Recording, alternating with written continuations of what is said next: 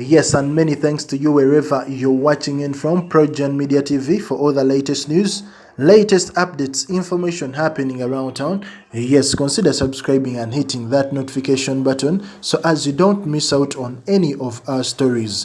Yes, pressure mounts on the US to act upon Uganda's human rights violations of the January 2021 polls.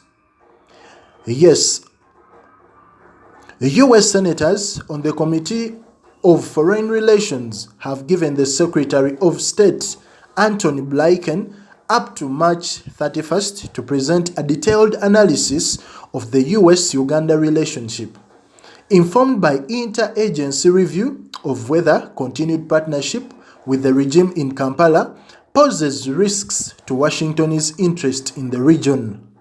The senators, James Risch, who is a Republican, and Cory Booker, who is a Democrat, in March 4th, wrote a letter to Mr. Blinken saying, despite repeated calls on the state of democracy and human rights abuses in Uganda, the Washington-Kampala relations have remained largely unchanged for years, while the State Department and Department of Defense have generally responded with platitude about the Kampala regime's essential contribution to the Amisom managing the South Sudan peace process and long-standing partnership on HIV/AIDS and additional regional security.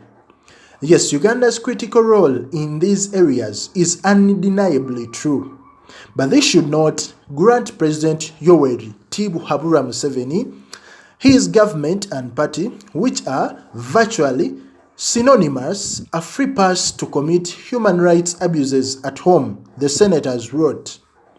The State Minister for International Relations, Okello Oryem, told this publication that the Uganda government will respond to the senators appropriately once the letter is addressed to them officially.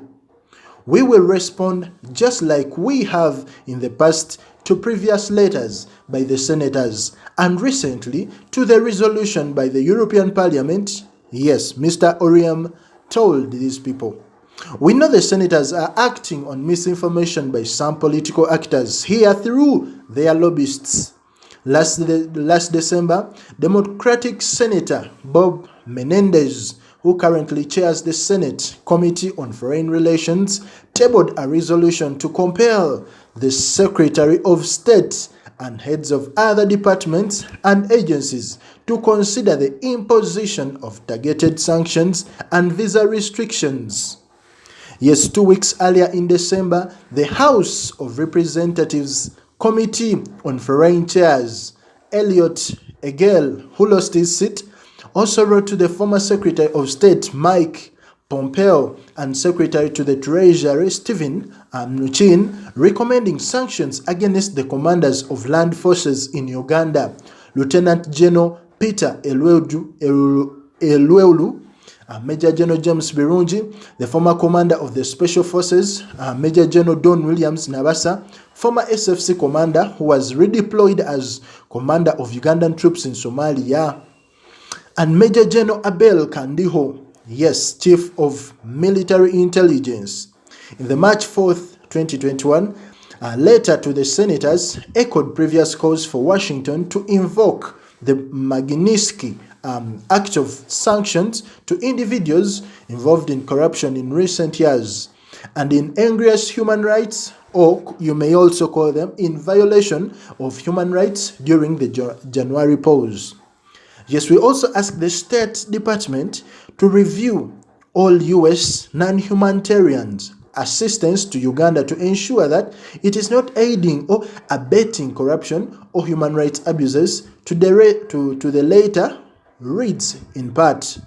Yes, the senators specifically tasked Mr. Blinken to furnish the committee with, among other members, a detailed list of security assistance and capacity building programs to Ugandan security forces since the financial year 2015, an assessment of the U.S. government's capacity to perform end-use monitoring of all weapon sales, and transfers to the Uganda military, especially for Amisom, and a list of all current US-funded programs funneled to the government agencies. They also requested for a summary of corruption scandals involving US and other foreign donor money, or an overview of Washington's engagement with the Kampala regime and political opposition parties concerning the just concluded pause, an evaluation of the credibility of the presidential pause, and a plan to intensify US response to human rights abuses beyond rhetorical condemnations. Uganda is a young and vibrant country with enormous potential if managed by a competent and uncorrupt government rather than that one which has time and again put in interests first, the senators wrote. Yes, Mr. Oriam, however, said the government has admitted to some mistakes in the recent political process and committed to do better. For instance, during the November protests, when people were killed, government admitted culpability for some of the victims and promised to compensate families. World over, individuals commit mistakes when the officers knelt on George Floyd's neck. Did they represent the US police? Such things happen, but the most important thing is to admit a mistake and work on it, he said. The latest call to Washington to take action against the Kampala regime comes on the backdrop of widespread reports of civilians abduction by unidentified security operatives and driven in vans with no registered number plates, known as drones, to unknown destinations, leaving families and relatives in distress. And there have been widespread accusations that security forces kill people at will as long as they can qualify an individual was a protester or threatened them and go unpunished.